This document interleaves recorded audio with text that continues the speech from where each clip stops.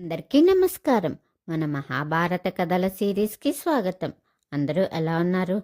నేనైతే చాలా బాగున్నాను. మీరెలా ఉన్నారో కమెంట్ రూపంలో తెలియజేసేయండి. మరి ఈ కథ ఎంతవరకు చెప్పుకున్నామో గుర్తుంది కదా. తర్వాత కథ ఏంటో చూసేద్దామా మరి. భూమాన్యుడు కుమారుడు సుహోత్రుడు కూడా రాజ్యాన్ని చాలా చక్కగా పరిపాలించేవాడట. హస్తినాపురాన్ని పాలించిన ధర్మనిష్ఠుడైన పాలకుడు.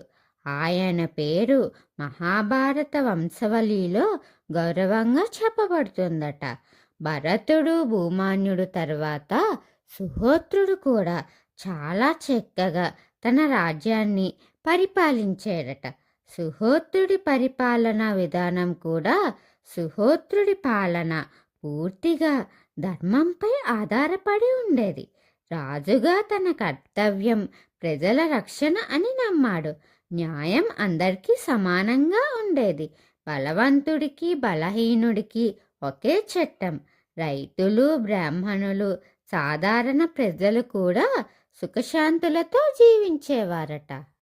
యుద్ధాల కంటే శాంతికే ఎక్కువ ప్రాధాన్యం ఇచ్చేవాడట. యజ్ఞయాగాలు వేద పాఠాలు కొనసాగాయి. ఋషులు మహర్షులు రాజ్యంలో స్వేచ్ఛగా సంచరించేవారట. అందుకే సుహోత్రుడి కాలం కూడా ఒక శాంతియుత స్వర్ణయాగంగా భావిస్తారు. సుహోత్రుడి పాలన మనకు ఒక సందేశం ఇస్తుంది. రాజు శక్తివంతుడిగా కాక ధర్మవంతుడిగా ఉండాలి అని. ధర్మంతో పాలిస్తే రాజ్యం నిలుస్తుంది.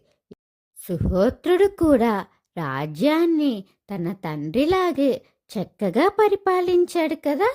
దీని తర్వాత కథ ఏంటో తర్వాత తెలుసుకుందాం. వీడియో కోసం ఎదురు చూస్తూ ఉండండి. వీడియో నచ్చితే లైక్ షేర్ కమెంట్ చేయండి. మన ఛానల్ని సబ్స్క్రైబ్ చేయండి. ఓం శ్రీ మాత్రే నమః.